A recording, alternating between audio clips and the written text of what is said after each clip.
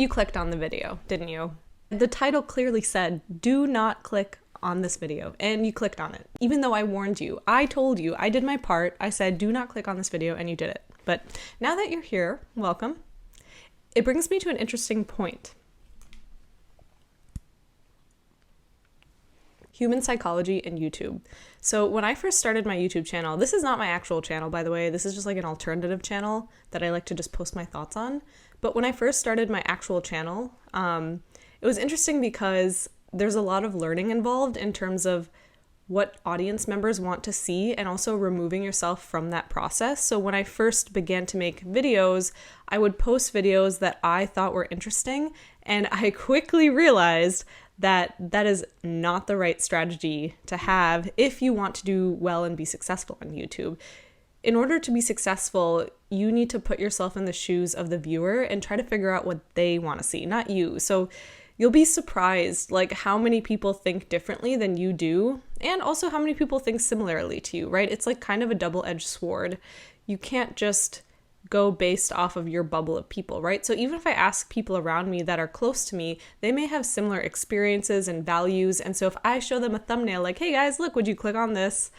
They may think that they would click on it, and they very well could click on it, but the problem is they represent a very small population and they just reaffirm my beliefs. It's just like, classic confirmation bias. So it's interesting to see like what kinds of clickbaity, I know there's like thumbnails that are clickbaity are technically, they have a bad negative connotation to them because it essentially means you're advertising something that your video doesn't actually give the viewer, versus titles that can technically be clickbaity when you first see it, but then you click on it and it actually gives you what you want. The video actually like performs to what your expectations were. That's technically not clickbaity, right? So it's interesting, to figure out like what is clickable.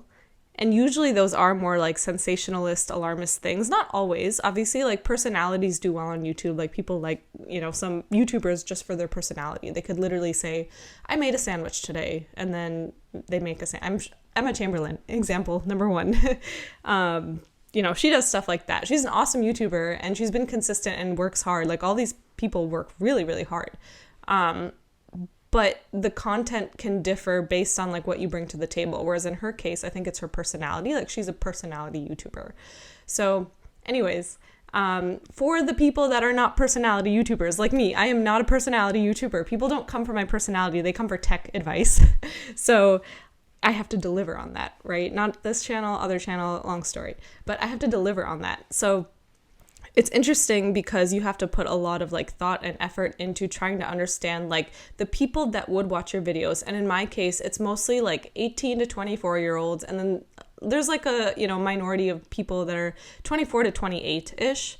So it's those like, it's basically younger people who are either trying to figure out what to do in their life, or they're in school right now, or they're figuring out if they want to be in a boot camp, or, just like people who are figuring out their life. They've maybe just graduated high school. That's kind of my audience. And for me, it's hard to sometimes relate to that because it's been so long since I've been like in high school.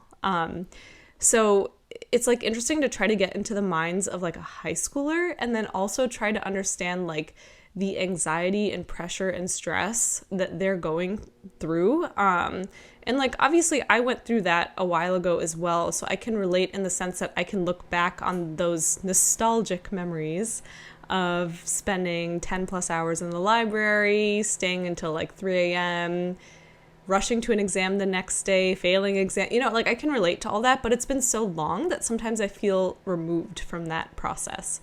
So full circle, the whole reason I created that weird do not click on this title is because it was kind of an experiment to see like who would click on it. Like, is anyone actually going to click on this because I told them not to? Like, based on studies, human psychology will tell us that we will click on it. If someone tells us not to do something, we're more intrigued to do it.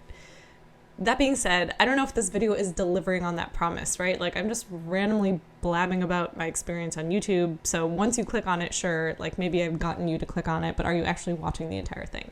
So anyways, YouTube is like a really cool beast. because you're trying to understand people, marketing, you're trying to understand how to make good content, you're trying to understand how to retain people's attention. And that doesn't always fall on how you see the world, it falls on how you interpret what others see of the world, which is hard. Like, psychologists have a really difficult job. They really have to dissect how the human brain works, and not just at the individual level, but they have to categorize it in a way where they can figure out how the general population works, or like different sects of people work. So it's been really cool to try and experiment and do different things to grab the attention of the audience member. And yeah, this was my attempt. Let me know how it went. I have no idea if anyone's going to click on this video. I have like 65 subscribers on this channel right now, but I'm kind of curious.